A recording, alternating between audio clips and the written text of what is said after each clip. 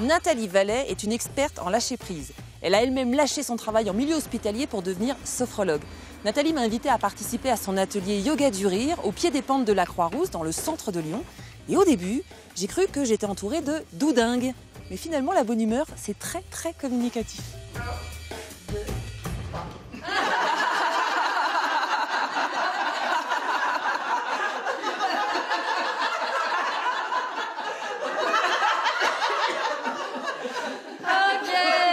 Super, bon, on a des bons rires, ça devrait bien se passer.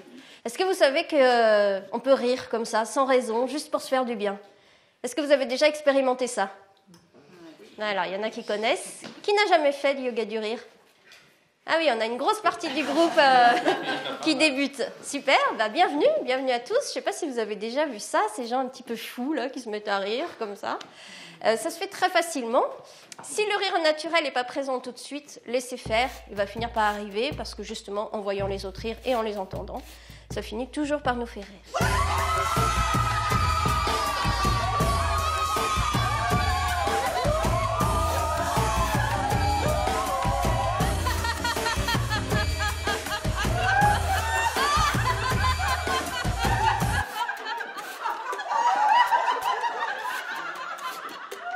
Le yoga du rire, c'est une véritable discipline qui a été créée en Inde. Tout à fait, il y a 25 ans, un peu plus de 25 ans.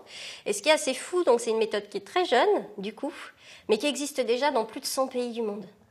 D'accord. Mais oui, parce qu'on rit tous dans la même langue. D'accord. Et le rire a la même signification partout sur la planète. Cette énergie de joie et de partage.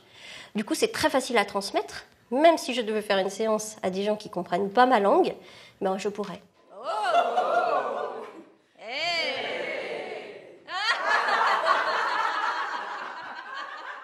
Le rire, on le sait, on le dit, c'est bon pour la santé sous différents aspects. Oui. Physique et psychique et neurologique. Oui, absolument. C'est-à-dire, qu'est-ce qui se passe? Alors déjà, comme on l'a tous senti pendant la séance, il y a une réactivation dans notre corps. On a eu tout de suite plus chaud. On est rentrés tous dans une énergie, on se stimule aussi les uns les autres dans cette énergie. Cette activation, elle se passe sur le plan physiologique, dans notre système nerveux central et dans notre système hormonal. Donc en fait, on change d'état quand on rit. Quel que soit l'état dans lequel on arrive, quand on rit, on rit. Et ça nous fait changer d'état. Après, bien sûr, on le sait tous, après un bon fou rire, on se sent bien. Oui, bien sûr. Et ça, on oui. l'expérimente tous dans notre vie de tous les jours. Alors c'est vrai qu'il y a un travail musculaire, les maxillaires, les abdos. J'ai les abdos en purée.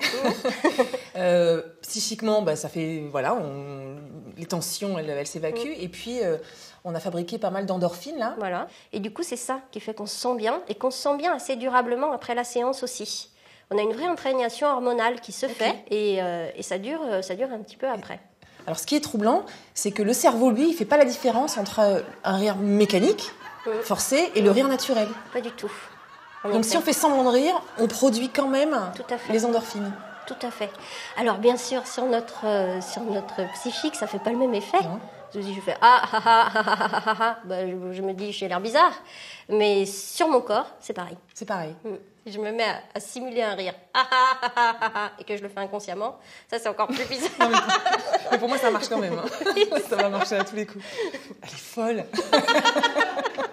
Je vous propose d'imaginer qu'on est sur un tournage télé et qu'on est tous caméramans. Alors on prend tous notre caméra.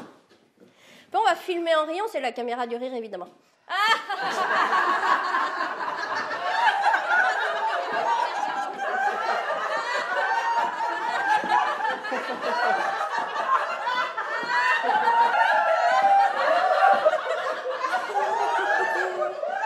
Alors, dans cette pratique du rire, évidemment, il y a un lâcher-prise extraordinaire. On est aussi confronté au regard des autres et on lâche prise. Et ça se fait très bien. Ouais. Et ça se fait toujours. Ça m'est arrivé même d'intervenir sur des groupes qui n'étaient pas au courant de ce qu'ils allaient faire. Ils ne savaient pas que j'étais là pour faire du yoga du rire. Et on a attaqué la séance, j'ai dit bonjour, bienvenue, on est tous là pour rire. Et tout le monde a ri. D'accord.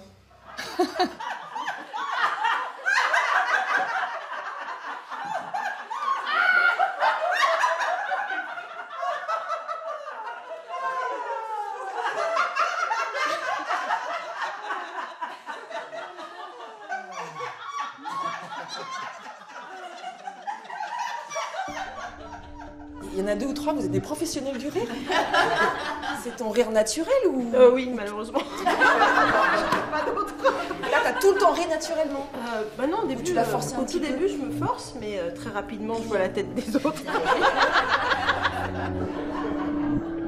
Quand vous le ramenez dans votre vie quotidienne, les bienfaits de cette séance, ça se passe comment? Est-ce que vous vous sentez plus décontracté, plus en lien? Est-ce que ce lien, vous êtes plus facilement en lien avec les autres après, dehors, dans la rue, au boulot? Ça modifie l'humeur. Ça a un impact direct sur l'humeur. Donc, même si on le fait qu'une fois, finalement, les heures qui suivent une séance de yoga du rire, on a la banane. Donc, forcément, on ne réagit pas de manière stressée. Ça glisse, quoi. Et puis, ça permet de faire glisser aussi sur les autres parce que quand on prend les choses avec le sourire et un peu plus de légèreté, alors du coup, de manière répétée, ça finit par influer l'humeur et peut-être la personnalité aussi. Mais alors, toi, Nathalie, t'es un exemple vivant de lâcher prise, si je peux me permettre.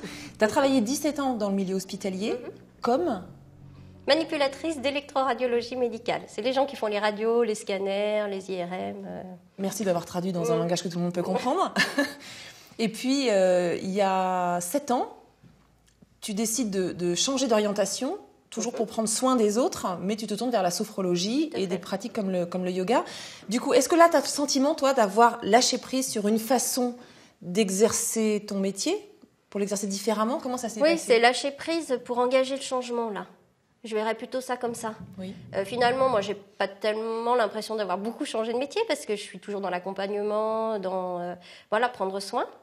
Mais par contre, c'est le lâcher prise pour préparer le changement. Il y a vraiment eu un lâcher prise sur les peurs. Sur les peurs. Oui, parce que en fait, le changement, si on freine, c'est les peurs qui nous font freiner. Pour moi, la définition de la peur, c'est une projection dans un futur hypothétique déplaisant. Oui. Donc en effet, c'est une projection dans le futur. Donc pour ne pas avoir peur, il faut vivre dans le présent. Si je suis là et que j'avance pas à pas, la peur, c'est toujours une projection dans le futur, donc elle n'est pas là. Je suis claire là? Mais oui, c'est très clair. Simplement, je bois ces paroles, alors elle ne comprend pas pourquoi, parce que j'écoute avec énormément d'attention. Super. Merci Nathalie. Avec plaisir. C'est très inspirant de te rencontrer.